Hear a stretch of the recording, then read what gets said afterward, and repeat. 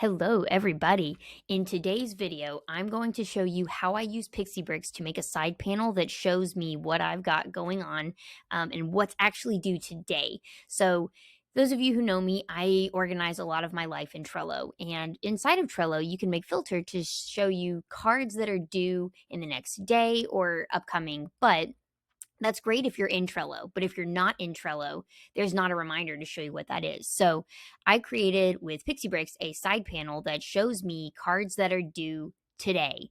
And it pops up anytime I open a web page. So that way I can see, be reminded exactly what I need to work on. So I'm going to show you how I built it. First of all, just want to demo exactly what this looks like here. Notice whenever I'm on a web page, it shows me here's my cards. I can click them and go straight to the card and see what I need to with that. It shows me what list they're in if I want to know what progress I've made on it. But yeah, so it's not as hard to build as it sounds. There's two extensions you're going to need to build for this. One, an extension that actually gets the current date and then gets an array of Trello cards from a specific board and then filters that to say, hey, what is today's date and what cards from that array are due on today's date, and then actually shows them. So that's one extension. And then you need to build a trigger extension that brings up that side panel whenever you're opening a new page. So I'll show you how to do that. Let's start with the most complicated one, which is this one, building the Trello side panel. So we'll start over here. So first of all, you're going to start by clicking that big blue-green button in the top left from your PixieBrix page editor, and you're going to click Sidebar Panel. So click that, and then you can call the extension whatever you want. I named it Trello Side Panel. You can name the heading whatever you'd like. It will show up over here. It correlates to this tab on your side panel. So call it Trello. You can configure what sites you want it to show on. I selected the all URLs option, just like that. And so you've got that right there. Cool. So you've got that. And then next, you're going to click this add a brick, and you want to add the parse date brick. And if you've never used this before, it is straight up magic and wizardry. So it uses natural language processing to be able to grab a date from pretty much whatever you put in this box. So if you want to put now, it will render. Let's actually hit render, and you can see what all we get with it. It actually renders an object that shows you the current time and lots of different properties with it. So what we're most interested in is we want this right here, which is today's date. So we really just want the first 10 characters of this local ISO 8601 formatted date. So we'll come back to that in a second, but just know that we're going to be able to access it with this brick. So next, you want to add another brick, and you want to add the Trello Get Cards brick. And this one's super easy to configure. All you need to do is get your board ID. So to get your board ID, all you want to do is go to whatever Trello board you want. So I spend a lot of time in this board that's called Make It Happen. That's where I keep a lot of my tasks and to-dos. And so to get your board ID, all you need to do is go to that URL and then put .json at the end of it and give it a second. If you have a big board like me, it might take it a few minutes to load. Because I literally have hundreds, if not thousands of cards in this board. Okay, and so from in here, you might see this and think this looks like some terrifying gibberish. All you need is this string right here that comes after ID. That's your board ID. So just copy that and then head back over here to PixieBrix and just paste that right in here with board ID. And so what you can do is, what it's going to do is it's going to actually pull an array of all of those cards. So you can see here, you can see that it's actually pulling all of the different cards in this array over here to pull all the data there. So fresh preview. Here we go. So you see transformed. It's pulling the cards. It's pulling the lists.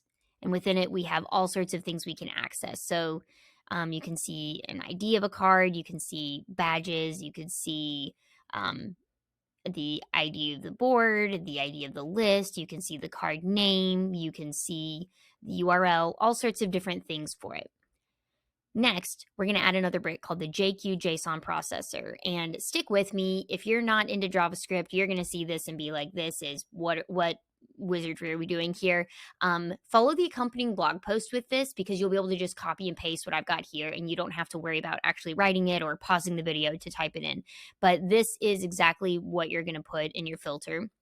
But before you even get to that, we're going to give it data that we want it to filter. And so you're going to need to change this. It will probably default to like a ABC text. You're going to want to change it to object properties, and it's going to look like this. So we want to pass it an input, which is going to be this at transformed value, basically whatever we referenced up here to actually get the Trello cards. And then we want to pass it a date. And you can just copy and paste this string. Don't worry about exactly what it means.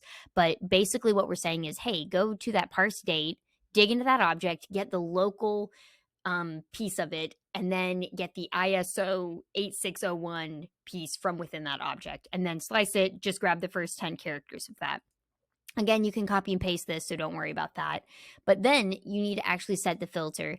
And if you don't understand what this means, that's totally fine. Basically, what we're saying is, hey, we just gave you an input and a date here. Go use those things. Go look through that input. Figure out what has that date property on the due date of those cards. And then give me a new array that just has that data. So if we render it, we should be able to see it pop up over here and show us exactly what those cards are. So you see, we actually have a much smaller list now than what we had before. So instead of having tons of cards, every card from that board, it's just returning the board or the cards that actually have a due date of today.